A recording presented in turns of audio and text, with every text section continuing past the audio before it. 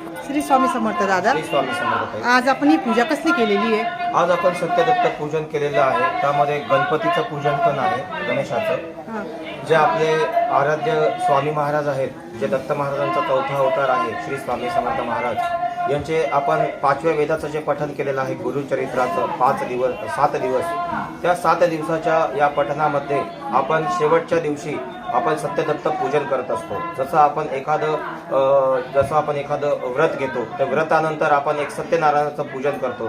आता स्वामी मार्गामध्ये आपण पौर्णिमेला सत्यनारायण जो करत असतो, त्याच पद्धतीने आपण या 7 दिवस झाल्यानंतर आपल्या क्रमानुसार 7 दिवसाच्या गुरुचरित्र वाचनानंतर सत्यदत्त पूजन करीत असतो। तरी हे सत्यदत्त पूजन आपण आपल्या केंद्रामध्ये आज केलेलं आहे।